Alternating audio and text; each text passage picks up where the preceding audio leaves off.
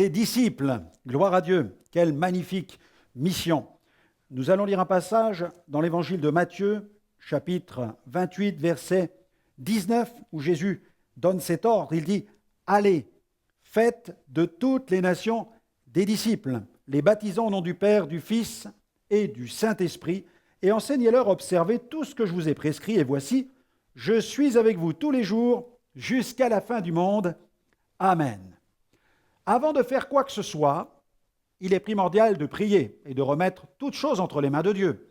C'est ce que Jésus fit d'ailleurs avant de choisir ses disciples.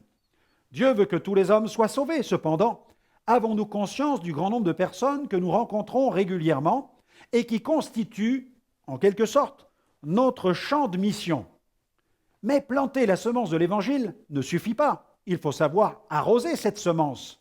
En effet, généralement, on plante une fois, mais on arrose plusieurs fois.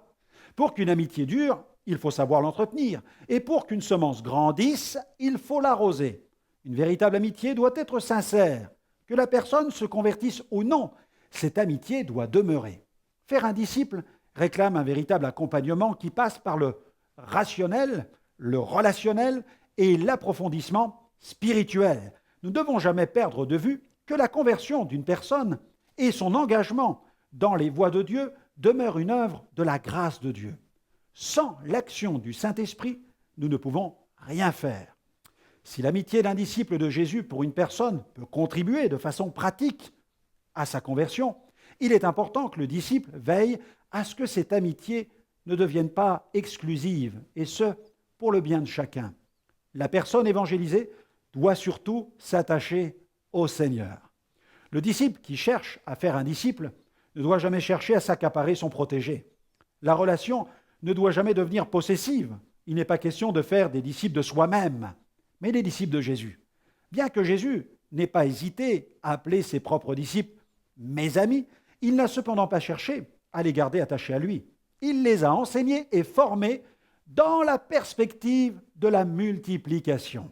Soyons des disciples et faisons des disciples. N'interrompons pas la transmission. Suivons le modèle que Christ nous a laissé et obéissons sans plus attendre au grand commandement. J'aimerais vous recommander cette prière aujourd'hui. Seigneur, aide-moi à obéir à ton commandement, celui de faire des disciples. Que d'autres, derrière moi, puissent prendre le relais et faire à leur tour de nouveaux disciples.